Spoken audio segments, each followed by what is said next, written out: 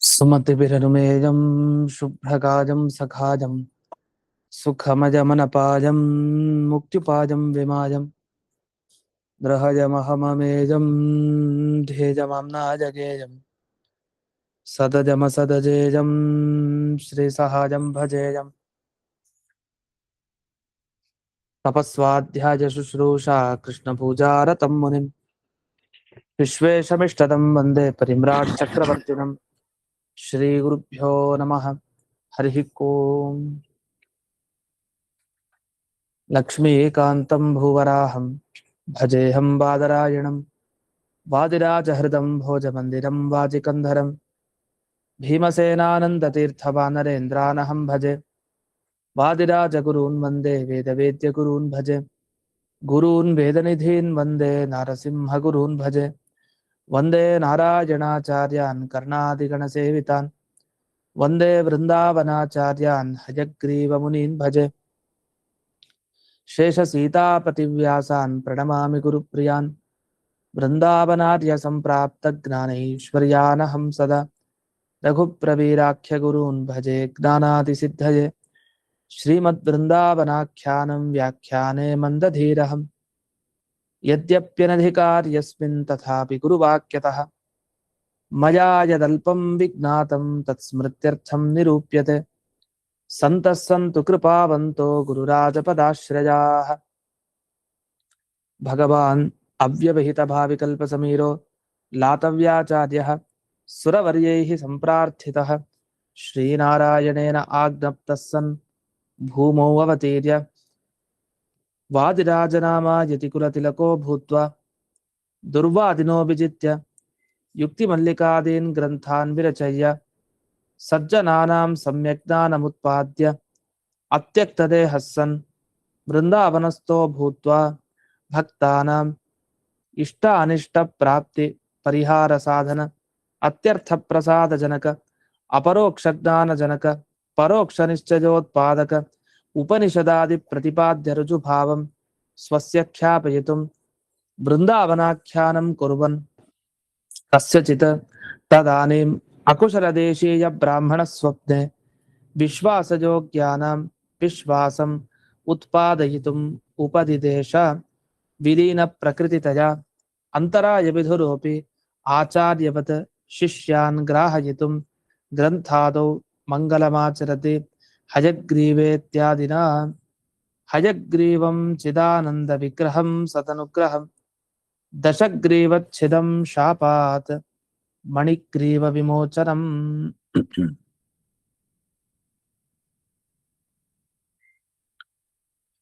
ಇಲ್ಲಿವರೆಗೆ ವ್ಯಾಖ್ಯಾನದಲ್ಲಿ ಬಂದ ಈ ಪುಣ್ಯಕ ವ್ರತದ ಮಹಿಮೆಯನ್ನ ಕೇಳಿದ್ವಿ. ಇದಾದ್ಮೇಲೆ ಈ ಮುಂದಿನ 2 ಶ್ಲೋಕ, ಈಗ ಇಲ್ಲಿವರೆಗೆ ಒಂದು ರಾಮನ ಸ್ತೋತ್ರ, ಮತ್ತೆ ಕೃಷ್ಣನ ಸ್ತೋತ್ರ, ವೇದವ್ಯಾಸರ ಸ್ತೋತ್ರ, ಹಯಗ್ರೀವನ ಸ್ತೋತ್ರ, ಇದನ್ನೆಲ್ಲ ಮಾಡಿದ್ವಿ. ಈಗ ಶೇಷ ಮತ್ತೆ ಸೀತಾಪತಿ ಈ ಇಬ್ಬರು ಭಕ್ತರು ವಿಶೇಷವಾಗಿ ರಾಮನನ್ನ ಹೇಗೆ ಆರಾಧನೆ ಮಾಡ್ಬೇಕು, ಹೇಗೆ ಕರ್ತವ್ಯಗಳು ಅಂತ ಇರ್ತಾರೆ ಜೀವನದಲ್ಲಿ, ಯಾವ್ದಾವ್ದನ್ನ ನಾವು ಕರ್ತವ್ಯ ಅಂತ ಮಾಡ್ಬೇಕು ಅದೆಲ್ಲ ಮಾಡ್ಲಿಕ್ಕೆ ಪೂರಕ ಅಂತೆ ರಾಮನ ಅನುಗ್ರಹ. ರಾಮದೇವರ ಅನುಗ್ರಹ ಆದ್ರೆ ಅದೇ ಪತಿ ಪತಿ ಗುಣಸಾಂದ್ರ ಪಾತುಮಾಂ ರಾಮಚಂದ್ರ ಅಂತ ಹೇಳ್ತಾರಲ್ಲ ವಾದಿರಾಜರು, ಹಾಗೆ ಹೆಜ್ಜೆ ಹೆಜ್ಜೆಗೂ ರಾಮಚಂದ್ರ ದೇವರ ರಕ್ಷಣೆ ಇದ್ರೆ ಕರ್ತವ್ಯಗಳು ಸರಿಯಾಗಿ ನಡೆಯುತ್ತೆ ಅಂತ. ಈ ನಿಟ್ಟಿನಲ್ಲಿ ಕರ್ತವ್ಯೋಪಕಾರಕಂ ಶ್ರೀರಾಮಚಂದ್ರಂ ಸ್ತೋತುಂ ಅಂದ್ರೆ ರಾಮನ ಸ್ತೋತ್ರ ಮಾಡ್ಬೇಕಾಗಿದೆ ಮುಖ್ಯ. ಆದ್ರೆ ಅದಕ್ಕಿಂತ ಮುಖ್ಯ ಅಧಿಷ್ಠಾನ.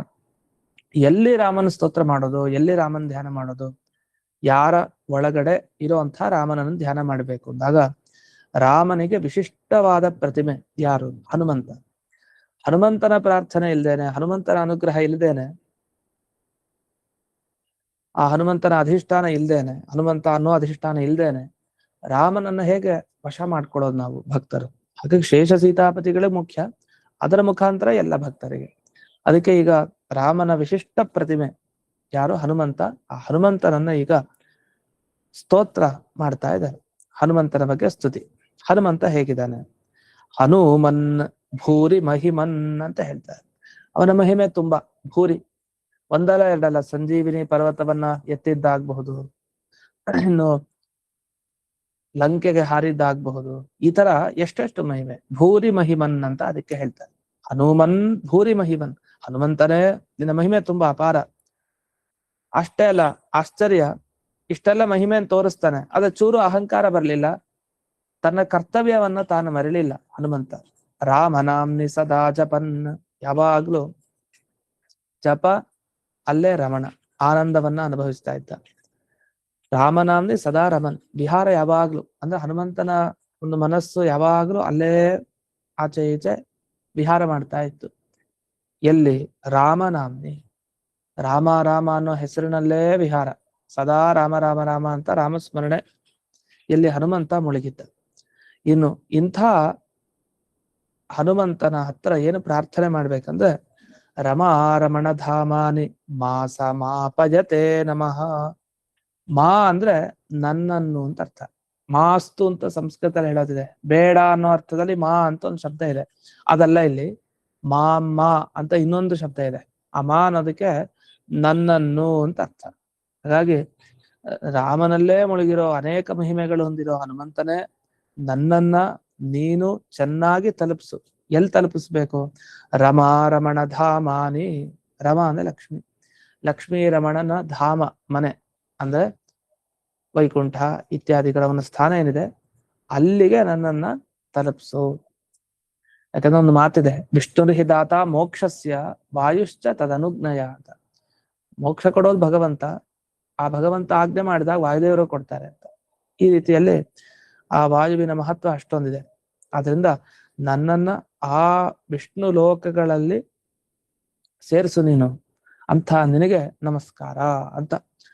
ಈ ರಾಮನ ಸ್ತೋತ್ರ ಮಾಡೋದ್ರ ಜೊತೆಗೆ ಶೇಷ ಸೀತಾಪತಿಗಳು ಮುಖ್ಯವಾಗಿ ಅದರ ಅಧಿಷ್ಠಾನ ಹನುಮಂತನ ಒಳಗಡೆ ಇರುವಂತಹ ರಾಮನ ಸ್ತೋತ್ರ ಮಾಡ್ಬೇಕು. ಅದನ್ನ ಹನುಮಂತನ ಮಹಿಮೆಯನ್ನೆಲ್ಲ ಹೇಳ್ತಾ ಇದ್ದಾರೆ. ಇದು ಮುಂದಿನ ಶ್ಲೋಕದ ಸರಳವಾದ ಅರ್ಥ. ಪ್ರಾಭಂಜನೆ, ಪ್ರಭಂಜನನ ಸುತ, ಪ್ರಭಂಜನ ಸುತ ಶ್ರೀಮಾನ್ ಆಂಜನೇಯೋ ನಿರಂಜನ ನನಾಮ ಭಕ್ತಿ ಸಂಪೂರ್ಣೋ ರಾಮಂ ರಾಜೀವ ಲೋಚನಂ ಅಂತ ಇದೆ. ಮೊದಲನೇ ಸಲಿ ಹನುಮಂತನಿಗೆ ಮತ್ತೆ ರಾಮನಿಗೆ ಭೇಟಿಯಾದಾಗ ಮಣಿಮಂಜರಿಯಲ್ಲಿ ಬರುತ್ತೆ, ಪ್ರಭಂಜನ ಸುತ ಶ್ರೀಮಾನ್. ಪ್ರಭಂಜನ ಅಂದ್ರೇನು? ಪ್ರಭಂಜನ ಅಂದ್ರೆ ವಾಯುದೇವರು ಅಂತ ಅರ್ಥ. ಪ್ರಕೃಷ್ಟಂ ಭಂಜಯತಿ, ಚೆನ್ನಾಗಿ ಅಸುರರು ದೈತ್ಯರು ಇವರೆಲ್ಲ ಬಂದ್ರೆ ಭಂಜೋ ಆಮರ್ದನೆ ಅಂತ, ಚೆನ್ನಾಗಿ ಮರ್ದನ ಮಾಡ್ತಾರೆ ಅಂತ. ಭಂಜನ ಮಾಡೋದಂದ್ರೆ ಚೆನ್ನಾಗಿ ಮರ್ದನ ಅಂದ್ರೆ ಕೈಕಾಲ್ ಕಟ್ ಆ ಕೈಕಾಲ್ ಮುರಿಯೋದು ಚೆನ್ನಾಗಿ ಮಾಡ್ತಾ ಇದ್ರು. ಅದಕ್ಕೆ ಪ್ರಕರ್ಷವಾಗಿ ಭಂಜನ ಮಾಡೋದ್ರಿಂದ ಪ್ರಭಂಜನ ಅಂತ ಹೇಳಿ ವಾಯುವಿಗೆ ಹೆಸರು. ಆ ಪ್ರಭಂಜನ ಸುತ ಶ್ರೀಮಾನ್ ಯಾರು? ಆಂಜನೇಯೋ ನಿರಂಜನ. ಆಂಜನೇಯ ನಿರಂಜನ, ಚೂರು ಅಂಜನ ಇಲ್ಲ, ದೋಷ ಇಲ್ಲ. ಅಂಜನೆಯಲ್ಲಿ ದೋಷ ಇರ್ಲಿಲ್ಲ ಏನೋ, ಅಂಥ ದೋಷ ಇಲ್ಲದೆ ಇರೋ ಅಂಜನೆಯ ಮಗ ಇವನಲ್ಲೂ ದೋಷ ಇಲ್ಲ, ಅಂಜನ ಇಲ್ಲ.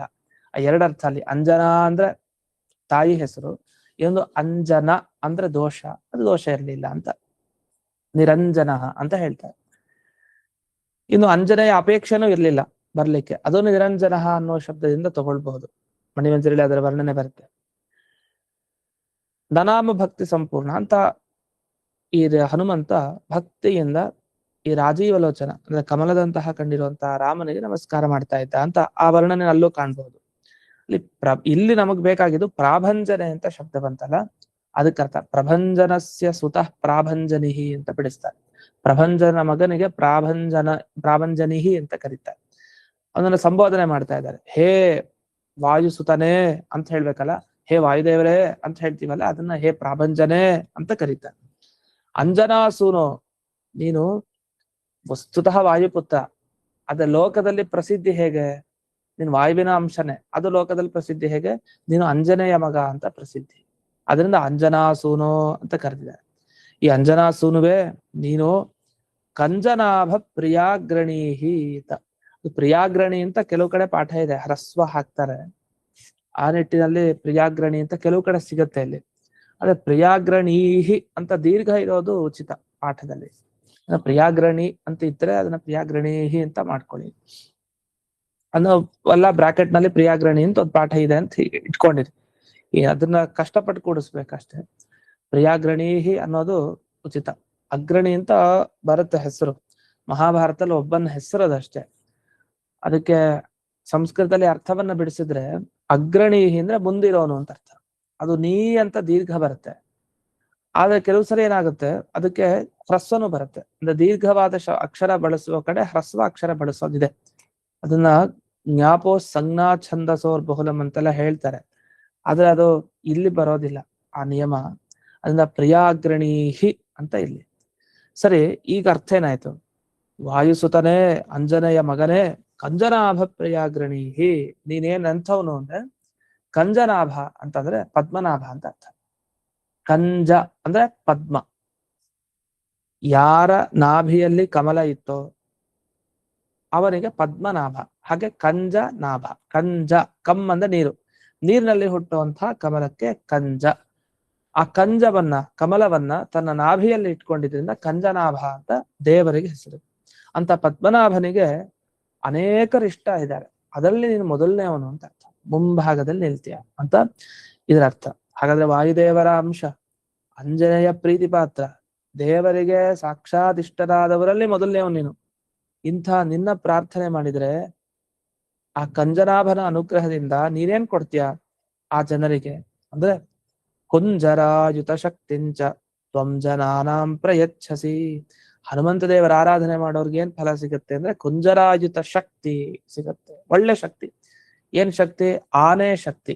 ಕುಂಜರ ಅಂದ್ರೆ ಆನೆ, ಕಂಜ ಅಲ್ಲ ಇದು ಕುಂಜ. ಕುಂಜರ ಅಂದ್ರೆ ಆನೆ. ಆನೆಯ ಶಕ್ತಿ ಸಿಗತ್ತೆ, ಒಳ್ಳೆ ಬಲ ಅಂತ ಅರ್ಥ. ಹನುಮಂತ ದೇವರ ಆರಾಧನೆ ಮಾಡಿದ್ರೆ ಅದು ಎಷ್ಟು ಆನೆಯ ಶಕ್ತಿ? ಅಯುತ ಅಂತ ಹೇಳ್ತಾರೆ. ಅಯುತ ಅಂತಂದ್ರೆ ಎಷ್ಟು? ಇಲ್ಲಿ ಕಣಗಲಿ ಶ್ರೀನಿವಾಸಾಚಾರ್ಯರು ಅದಕ್ಕೆ ವಿವರಣೆ ಕೊಟ್ಟಿದ್ದಾರೆ. ಅಯುತಂ ಅಂದ್ರೆ ದಶ ಸಾಹಸ್ರಂ, 10,000 ಅಂತ. 10,000 ಆನೆಗಳ ಬಲ ಬರುತ್ತೆ. ಅಷ್ಟು ಮನಸ್ಸು ಸ್ಥಿತಿ ಸ್ಥೈರ್ಯ ಬರುತ್ತೆ. ಸರಿಯಾಗಿ ಹನುಮಂತ ಅನುಗ್ರಹ ಆದ್ರೆ ಅಷ್ಟು ಶಕ್ತಿ ಇರುತ್ತೆ ಆ ವ್ಯಕ್ತಿಗೆ.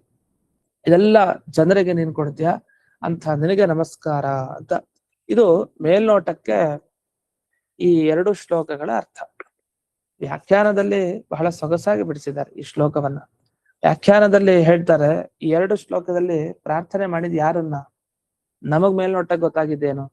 ರಾಮನನ್ನ ಇಲ್ಲಿವರೆಗೆ ಹೇಳ್ತಾ ಇದ್ದಾರೆ, ರಾಮನ್ ಬಗ್ಗೆ. ಈಗ ರಾಮನನ್ನ ಎಲ್ಲಿ ಧ್ಯಾನ ಮಾಡ್ಬೇಕು ಅಂತ ಹನುಮಂತನ ಬಗ್ಗೆ ಇಲ್ಲಿ ಹೇಳಿದ್ದಾರೆ 2 ಶ್ಲೋಕದಲ್ಲಿ. ಹನುಮಂತನ ಮಹಿಮೆ ಹೇಳಿದ್ದಾರೆ. ಬಹಳ ಮಹಿಮೆ ಇರೋನು, ಯಾವಾಗಲೂ ರಾಮನಲ್ಲಿ ಮುಳುಗಿರೋನು ಅಂತ ಇವನು ರಾಮನ ಲೋಕವನ್ನ ನಮಗೆ ಕೊಡ್ತಾನೆ. ಅಂಜನಾ ಪುತ್ರ, ಪದ್ಮನಾಭ ಪ್ರೀತಿ ಪಾತ್ರ, ಪ್ರಾಭಂಜನಿ, ಇಷ್ಟೆಲ್ಲ ಹೇಳ್ತಾ ಬಂದು ಎಲ್ಲ ಈ ಶಬ್ದಗಳನ್ನು ನೋಡಿದಾಗ ಇದು ಹನುಮಂತ ದೇವರ ಬಗ್ಗೆ ಮಾತ್ರ ಹೇಳ್ತಾ ಇದೆ ಅಂತ ಗೊತ್ತಾಗತ್ತೆ. ಆದ್ರೆ ಇಲ್ಲಿ ವ್ಯಾಖ್ಯಾನಕಾರರು ಬರೀತಾರೆ, ಹನುಮನ್ನಿತಿ ಆರಭ್ಯ ಪ್ರಯಚ್ಛಸೀತಿ ಅಂತಂ ಹನುಮದ್ ಭೀಮ ಮಧ್ವಸ್ತೋತ್ರಂ ಅಂತ ಹೇಳ್ತಾರೆ.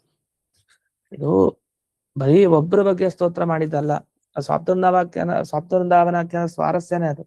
ನೀವು ಯಾವುದೇ ಒಂದು ಪದ್ಯ ತಗೊಳ್ಳಿ, ಆ ಪಂಚವೃಂದಾವನದಲ್ಲಿರೋ ಅಷ್ಟಕ್ಕೂ ಸಮನ್ವಯ ಮಾಡ್ತಾರೆ. ಬಹಳ ವಿಶೇಷ ಇದು. ಈ ತರ 1-2 ಶ್ಲೋಕಕ್ಕೆ ಮಾಡೋದು ಬೇರೆ, ಆದ್ರೆ ಸಿಗೋ ಪ್ರತಿ ಶ್ಲೋಕಗಳಿಗೂ ಅದನ್ನ ಅನ್ವಯಿಸ್ತಾರೆ. ನೋಡಿ, ಇಲ್ಲಿ ರಾಮನ್ ಬಗ್ಗೆ ಹೇಳಿದ್ದಾರೆ, ಅಷ್ಟೇನಾ? ಇಲ್ಲ. ಕೃಷ್ಣನ್ ಬಗ್ಗೆ ಅಷ್ಟೇ ಅಲ್ಲ, ವೇದವ್ಯಾಸರ ಬಗ್ಗೆ ಅಷ್ಟೇ ಅಲ್ಲ, ಹೈಗ್ರೀವರ ಬಗ್ಗೆ. ಒಟ್ಟು ಪಂಚವೃಂದಾವನ ಸನ್ನಿಹಿತರಾದ ಭಗವದ್ ರೂಪಗಳನ್ನ ಈ ಸಪ್ತವೃಂದಾವನಾಖ್ಯಾನದಲ್ಲಿ ತಗೊಳ್ತಾರೆ. ಇಲ್ಲಿ ಹನುಮ ಭೀಮ ಮಧ್ವರನ್ನ ಸ್ತೋತ್ರ ಮಾಡಿದಾರಂತೆ 2 ಶ್ಲೋಕದಲ್ಲಿ. ನಮಗ್ ಅರ್ಥನೇ ಆಗಲ್ಲ ಹೇಗೆ ಅಂತ. ಯಾಕಂದ್ರೆ ರಾಮನಾಮ ಜಪ ಮಾಡೋದು ಹನುಮಂತ ಅಂತ ಪ್ರಸಿದ್ಧ, ಭೀಮ ಅಲ್ಲ. ಭೀಮ ಕೃಷ್ಣ ಜಪ ಮಾಡೋನು. ಇನ್ನು ಮಧ್ವಾಚಾರ್ಯರ ಬಗ್ಗೆ ವೇದವ್ಯಾಸರ ಜಪ ಜಾಸ್ತಿ ಮಾಡೋದು. ಕೃಷ್ಣನ ಅರ್ಚನೆ ಮಾಡ್ತಾರೆ, ಇಲ್ಲ ಅಂತಿಲ್ಲ. ಆದ್ರೆ ಹನುಮ ಭೀಮ ಮಧ್ವರು ಅಂದ್ರೆ ರಾಮ ಕೃಷ್ಣ ವೇದವ್ಯಾಸರು, ಹಾಗೆ ತಗೊಳ್ಳೋದಲ್ಲ. ಅಂದ್ಮೇಲೆ ಅವರನ್ನ ಹೇಗ್ ತಗೊಳ್ಳೋದು? ಪ್ರಾಭಂಜನಿಂದ ವಾಯುದೇವರನ್ನ ತಗೊಂಡಿದ್ದಾರೆ. ವಸ್ತುತ ಮೂಲ ರೂಪವನ್ನು ಬಿಟ್ಟ ಹಾಗೆ, ವಾಯುದೇವರ ಅಂಶ ಅಂತ ಇಲ್ಲಿ ವಾಯು ಅಂತ ತಗೊಂಡ ಹಾಗಾಯ್ತು. ಆದ್ರೆ ಭೀಮನನ್ನ ತಗೊಂಡಿದ್ದು ಹೇಗೆ? ಮಧ್ವಾಚಾರ್ಯನ ಹೇಗೆ ತಗೊಂಡಿದ್ದು ಹೇಗೆ ಅಂತ ಒಂದು ಪ್ರಶ್ನೆ. ಅದಕ್ಕೆ ಇಲ್ಲಿ ಕಣಗಲಿ ಇದು ಮಂಟಪಂ ರಾಜಗೋಪಾಲಾಚಾರ್ಯ ಇವ್ರು ಹೇಳೋದು. ಕಣಗಲಿ ಶ್ರೀನಿವಾಸಾಚಾರ್ಯ ಇನ್ನೊಂದು ವಿವರಣೆ ಕೊಡ್ತಾರೆ ಅದಕ್ಕೆ. ಇಲ್ಲಿ ಮಂಟಪಂ ರಾಜಗೋಪಾಲಾಚಾರ್ಯ ಇವ್ರ ವಿವರಣೆ ಇದುವರೆಗೆ ಹೇಳಿದ್ದು. ಅವ್ರು ಹೇಳೋದೇನಂದ್ರೆ, ಈ ತಾತ್ಪರ್ಯ ಚಂದ್ರಿಕಾ ಗ್ರಂಥದಲ್ಲಿ ಒಂದು ಶಬ್ದವನ್ನು ಬಳಸಿದ್ದಾರೆ ನೋಡಿ. ಎಲ್ಲಿಗೆ ಹೋಗ್ತಾರೆ? ವ್ಯಾಸತ್ರಯ ಅಂದ್ರೆ ವ್ಯಾಸರಾಜರ ತಾತ್ಪರ್ಯ ಚಂದ್ರಿಕಾ ಗ್ರಂಥದಲ್ಲಿ ಒಂದು ಮಾತು ಹೇಳಿದ್ದಾರೆ. ಏನಂತ ಹೇಳಿದ್ದಾರೆ? ಇಲ್ಲಿ ವ್ಯಾಖ್ಯಾನದಲ್ಲಿ ಬರೀತಾರೆ, ಹನುಮದ್ ಭಾಷ್ಯ ಸೂಚಿತ ಮುಚ್ಯತೆ ಇತಿ ಚಂದ್ರಿಕಾಯಾಂ ಹನುಮತ್ ಶಬ್ದಸ್ಯ ಪೂರ್ಣ ಪ್ರಜ್ಞೆ ಪ್ರಯೋಗ ಅಂತ ಹೇಳ್ತಾರೆ. ಇಂಥ ಸೊಗಸು ವ್ಯಾಖ್ಯಾನಕಾರರು ಎಷ್ಟು ಅಧ್ಯಯನ ಮಾಡಿರೋರು ಅದನ್ನ ನೆನಪಿಸ್ಕೊಂಡಿದ್ದಾರೆ ನೋಡಿ. ಅದೆಲ್ಲ ಬರುತ್ತೆ ಅಂದ್ರೆ ಚಂದ್ರಿಕಾ ಗ್ರಂಥದಲ್ಲಿ ಮೊದಲಿಗೆ ಜಿಜ್ಞಾಸಾಧಿಕರಣ ಮೊದಲನೇ ಭಾಗ ಬರುತ್ತಲ್ಲ, ಅಲ್ಲಿ ಮಂಗಳ ಶ್ಲೋಕ ಎಲ್ಲ ಬರುತ್ತೆ. ಅದಾದ್ಮೇಲೆ ಭಾಮತಿ ಗ್ರಂಥದ ವಿಮರ್ಶೆ ಎಲ್ಲ ಮಾಡ್ತಾರೆ. ಭಾಮತಿ ಅಂದ್ರೆ ಅದ್ವೈತ ಗ್ರಂಥ.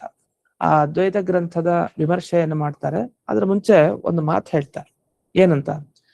ಪರೋಕ್ತೆ ದೂಷ್ಯ ಏವಾಂಶೋ ಮಿತೈ ಶಬ್ದೈರನೂದ್ಯತೆ ದೂಷಣಂ ಚಾಪಿ ಹನುಮದ್ ಭಾಷ್ಯ ಸೂಚಿತ ಮುಚ್ಯತೆ ಅಂತ ಅಲ್ಲಿದೆ ಚಂದ್ರಿಕಾ ಗ್ರಂಥದಲ್ಲಿ. ಅಲ್ಲಿ ಹನುಮದ್ ಭಾಷ್ಯ ಸೂಚಿತ ಮುಚ್ಯತೆ ಅನ್ನೋದನ್ನ ಇವರು ತಗೊಂಡಿದ್ದಾರೆ. ಇಷ್ಟು ಅಲ್ಲೇನ್ ಬಂತು ವಿಷಯ? ಅದು ವ್ಯಾಸರಾಜರು ಪರಮತ ವಿಮರ್ಶೆ ಮಾಡ್ಬೇಕು, ಅದ್ವೈತ ವಿಶಿಷ್ಟ ಅದ್ವೈತ ಈ ಮತಗಳ ವಿಮರ್ಶೆ ಅದು ಮಾಡ್ಬೇಕಾದ್ರೆ ಅವ್ರು ಹೇಳ್ತಾರೆ ನೋಡಿ, ಇನ್ನೊಬ್ರು ಖಂಡನೆ ಮಾಡ್ಬೇಕಾದ್ರೆ ಇಡೀ ಅವ್ರ ಗ್ರಂಥನೆಲ್ಲ ಹೇಳೋದ್ ಬೇಕಾಗಿಲ್ಲ. ಯಾವುದನ್ನ ಸರಿ ಇಲ್ಲ ಅಂತ ಹೇಳ್ಬೇಕೋ ಅಷ್ಟನ್ನ ಕೆಲವು ಶಬ್ದದಿಂದ ಅವರ ಸಿದ್ಧಾಂತ ಏನು ಅಂತ ಮೊದಲು ನಿಮ್ಗೆ ಹೇಳಿ, ಅಂದ್ರೆ ಪ್ರಶ್ನೆ ಏನು, ಪೂರ್ವ ಪಕ್ಷ ಏನು ಅಂತ ಅವರ ಸಿದ್ಧಾಂತ ಅಂತ ತೋರಿಸಿ, ಆಮೇಲೆ ಅದಕ್ಕೆ ದೋಷವನ್ನ ಕೊಡ್ತೀವಿ. ದೋಷ ಕೊಡೋದು ಹೇಗೆ? ವ್ಯಾಸರಾಜರು ಅಂತಾರೆ, ಇದೆಲ್ಲ ನನ್ನ ಸಾಮರ್ಥ್ಯದಿಂದಲೇ ನಾನು ಕೊಡೋದು ಅಂತಲ್ಲ, ಇದೆಲ್ಲ ಆಗ್ಲೇ ಮಧ್ವಾಚಾರ್ಯರ ಭಾಷ್ಯದಲ್ಲಿ ಉತ್ತರ ಇದೆ. ಆ ಮಧ್ವಾಚಾರ್ಯರ ಭಾಷ್ಯದಲ್ಲಿ ಇದ್ದದ್ದನ್ನೇ, ಅಲ್ಲಿ ಸೂಚನೆ ಮಾಡಿದ್ದನ್ನೇ ನಾನು ಇಲ್ಲಿ ದೋಷವನ್ನಾಗಿ ಪರಮತದವರಿಗೆ ಕೊಡೋದು ಅಂತ. ಅಂದ್ರೆ ಈಗ ಆಚಾರ್ಯರ ಭಾಷ್ಯದಲ್ಲಿ ಇಲ್ಲದೆ ಇರೋದನ್ನ ವ್ಯಾಸರಾಜರು ಹೇಳಿದ್ರು ಇಲ್ಲ, ಆಚಾರ್ಯರ ಭಾಷ್ಯದಲ್ಲಿ ನೇರವಾಗಿ ಗೊತ್ತಾಗಲ್ಲ, ಆದ್ರೆ ವಿಮರ್ಶೆ ಮಾಡಿದಾಗ ಆಚಾರ್ಯರ ಭಾಷ್ಯದಿಂದ ಸೂಚನೆ ಆಗುತ್ತೆ ಕೆಲವು ಪ್ರಶ್ನೆಗಳಿಗೆ ಉತ್ತರ. ಆ ಉತ್ತರವನ್ನ ನಾನು ಹೇಳೋದು ಅಂತ ಅಲ್ಲಿ ವ್ಯಾಸರಾಜರು ಪ್ರತಿಜ್ಞೆ ಮಾಡ್ತಾರೆ. ನಮಗೀಗೇನ್ ಬೇಕು ಪ್ರಸ್ತುತ ಅಂದ್ರೆ, ಈಗ ಇವರು ಪ್ರತಿಜ್ಞೆ ಮಾಡಿದವ್ರು ಏನ್ ಮಾಡೋದು, ರಾಜಗೋಪಾಲಾಚಾರ್ಯರು, ಇದು ಬರೀ ಹನುಮಂತನ ಸ್ತೋತ್ರ ಅಲ್ಲ, ಹನುಮಂತ, ಭೀಮ, ಮಧ್ವ 3 ಸ್ತೋತ್ರ ಅಂದ್ರು. ಹನುಮನ್ ಅಂತ ಶಬ್ದ ಬಳಸಿದ್ರಲ್ಲ, ಈ ಹನುಮನ್ ಶಬ್ದ ನಾವೇನ್ ತಿಳ್ಕೊಂಡಿದೀವಿ ಅಂದ್ರೆ, ಈ ಶಬ್ದನ ಇದು ಕೇವಲ ಹನುಮಂತರನ್ನ ಹೇಳತ್ತೆ ಅಂತ ತಿಳ್ಕೊಂಡಿದೀವಿ. ಹಾಗಲ್ಲ, ಈ ಶಬ್ದ ಪೂರ್ಣ ಪ್ರಜ್ಞರನ್ನ ಮಧ್ವಾಚಾರ್ಯರನ್ನ ಹೇಳುವಂತ ಶಬ್ದನೂ ಆಗಿದೆ ಹನುಮಂತ. ಅದ್ ಹೇಗೆ? ಹನುಮಂತ ಅಂದ್ರೆ ದವಡೆಗೆ ಇಂದ್ರದೇವರು ಪ್ರಹಾರ ಮಾಡ್ತಾರೆ, ಆಗ ಒಂಥರ ಆಗೋಯ್ತು ಮೂತಿ, ಆಗ ಹನುಮಂತ ಅಂತ ದವಡೆ ಹೀಗ ಇದು ಹೊಡೆದೋಯ್ತು, ಹಾಗಾಗಿ ಹನುಮಂತ ಅಂತ ಕರೀತಾರೆ ಅಂತ. ಹಾಗಲ್ಲ, ನಮಗ್ ಗೊತ್ತಿದೆ ಏನಂತ, ತಾತ್ಪರ್ಯದಲ್ಲೆಲ್ಲ ವಿವರಿಸ್ತಾರೆ. ಹನು ಶಬ್ದೋ ಜ್ಞಾನವಾಚಿ ಮತಿ ಶಬ್ದಿತ ಅಂತೆಲ್ಲ ಹೇಳ್ತಾರೆ. ಹನು ಅಂದ್ರೆ ಜ್ಞಾನ ಅಂತ ಅರ್ಥ. ಒಳ್ಳೆ ಜ್ಞಾನ ಇರೋ ವ್ಯಕ್ತಿಗೆ ಹನುಮಾನ್ ಅಂತ ಕರೀತಾರೆ. ಈ ರೀತಿ ಹನುಮಾನ್ ಅನ್ನೋ ಶಬ್ದಕ್ಕೆಲ್ಲ ಅರ್ಥ ಹೇಳ್ತಾರೆ. ಹನುಮಾನ್ ಅಥವಾ ಹನುಮಾನ್ ಎರಡು ಸರಿ ಇದೆ. ಇಲ್ಲಿ ವ್ಯಾಸರಾಜರು ಏನ್ ಮಾಡಿದ್ದಾರೆ, ಹನುಮತ್ ಭಾಷ್ಯದಲ್ಲಿ ಏನು ಹೇಳಿದಾರೋ ಅದನ್ನ ಹೇಳ್ತೀವಿ ಅಂತ. ಹನುಮತ್ ಭಾಷೆ ಎಲ್ಲಿದೆ? ಈಗ ಹನುಮಂತ ದೇವರ ಒಂದು ಬ್ರಹ್ಮಸೂತ್ರ ಭಾಷೆ ಬರ್ತಿದ್ದಾರೆ.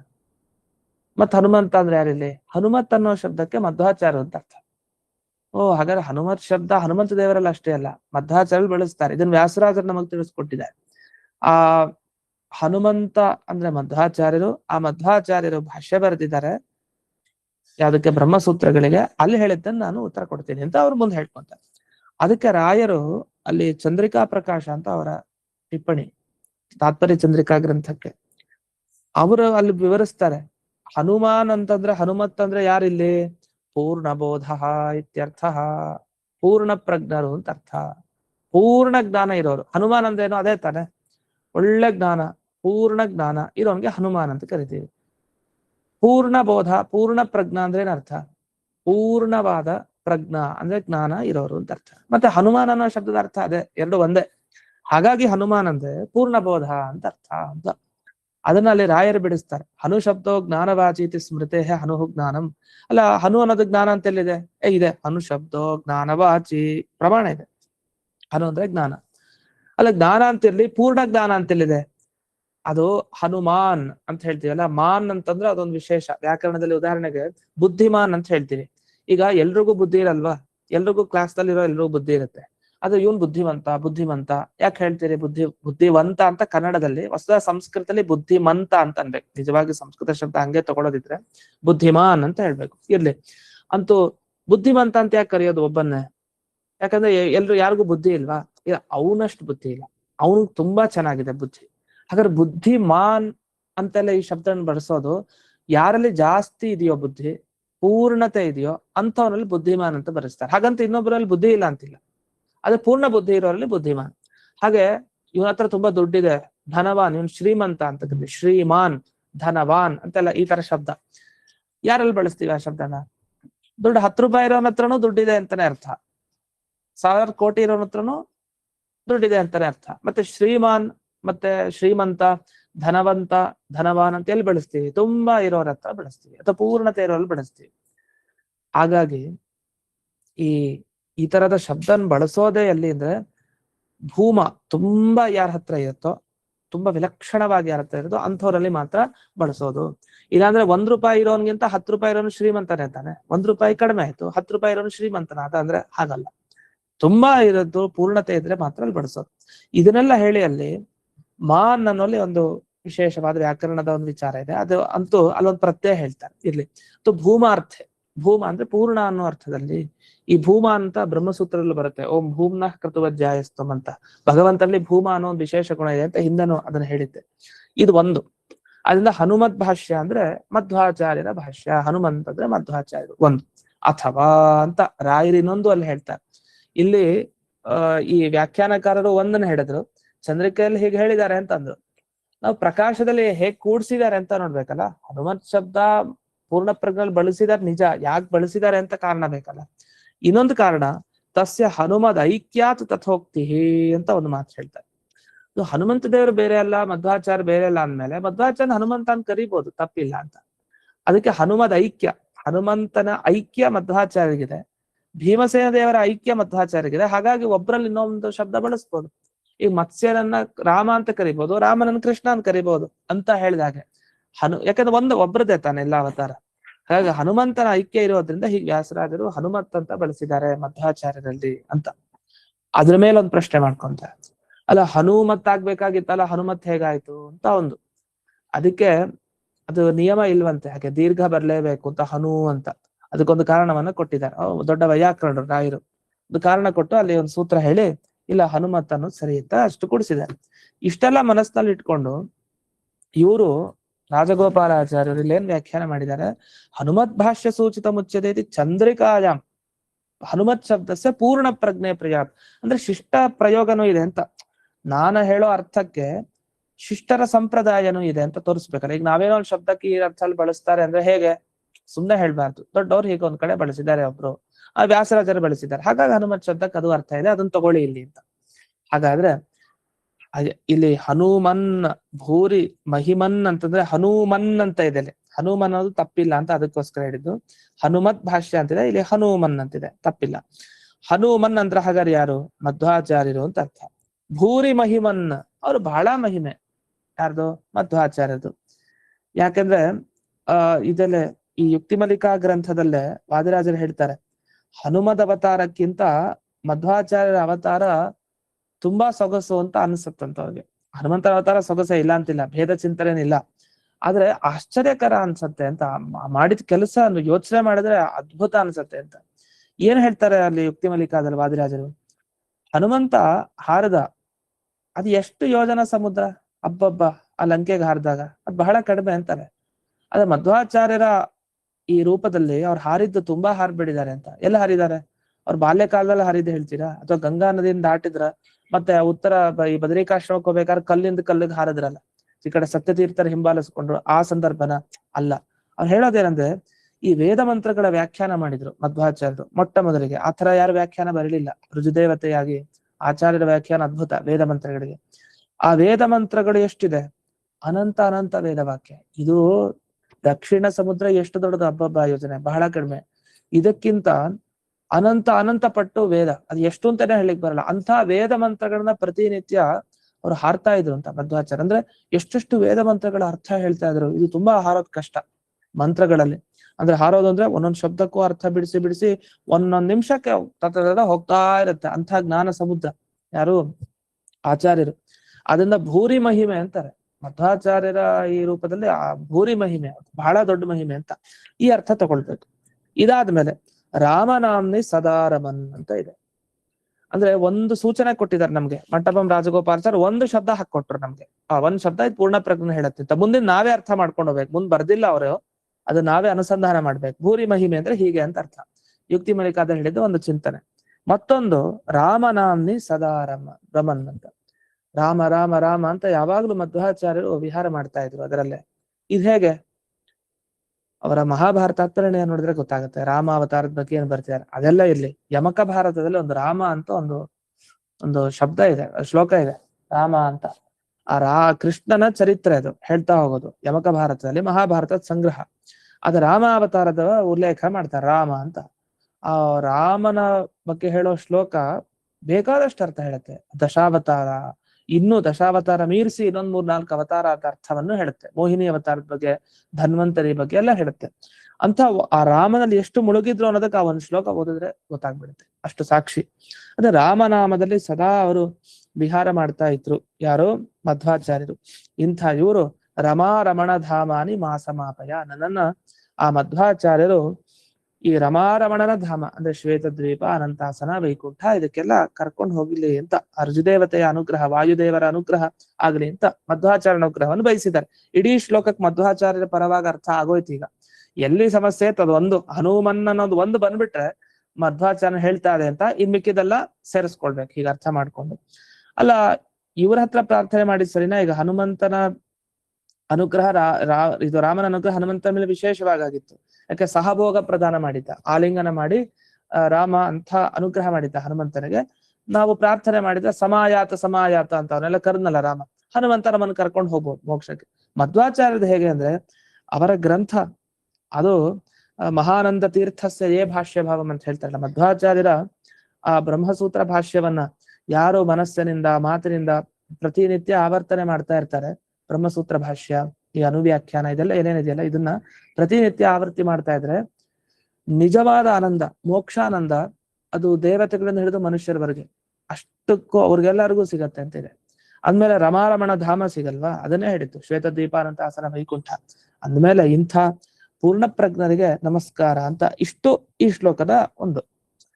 ಇದಾದ್ಮೇಲೆ ಮುಂದೆ ಭೀಮನ ಬಗ್ಗೆ ಹೇಳಿದ್ದಾರೆ ಅಂತ, ಭೀಮನ ಸ್ತೋತ್ರನೂ ಆಗಿದೆ ಇದು ಅಂತ ಈ ಶ್ಲೋಕ. ಅದ್ ಹೇಗ್ ಸಾಧ್ಯ? ಭೀಮನ್ ಬಗ್ಗೆ ಎಲ್ಲ ಹೇಳ್ತಾ ಇದೆ ಅಂತ ಅದೊಂದು ವಿವರಣೆ ಬೇಕು. ಅದನ್ನ ನಾವು ನಾಳೆ ದಿವಸ ನೋಡೋಣ ಅಂತ ಹೇಳ್ತಾ ಇಂದಿನ ಪಾಠವನ್ನ ಸ್ಮದ್ ಗುರುವಂತರ್ಗತ ವ್ಯಾಸರಾಜ ಗುರುವಂತರ್ಗತ ಭಾರತೀಯ ರಮಣ ಮುಖ್ಯ ಪ್ರಾಣಾಂತರ್ಗತ ಶ್ರೀಮನ್ಮೂಲ ಗೋಪಾಲಕೃಷ್ಣನಿಗೆ ಅರ್ಪಣೆಯನ್ನು ಮಾಡ್ತೇನೆ. ಶ್ರೀಕೃಷ್ಣ ದೇವ್ರ ನಾಮದಲ್ಲೂ ಬರುತ್ತಲ್ಲ ಆಚಾರ್ಯ? ಹೇಳಿ. ವಿದ್ಯಾ ಪ್ರಸನ್ನ ತೀರ್ಥರು ಮಾಡಿರೋ ದೇವ್ರ ನಾಮ ವ್ಯಾಸರಾಜರ ಮೇಲೆ ಹೇಳ್ತಾರೆ ನೋಡಿ, ಹನುಮನ ಭಾಷ್ಯವ ಅಣಿ ಮಾಡಿದವಗೆ. ಹೌದು ಹೌದು ಹೌದು, ಕರೆಕ್ಟ್. ನಮಸ್ಕಾರ ಆಚಾರ್ಯ. ನಮಸ್ಕಾರ ನಮಸ್ಕಾರ ಆಚಾರ್ಯ. ನಮಸ್ಕಾರಗಳು.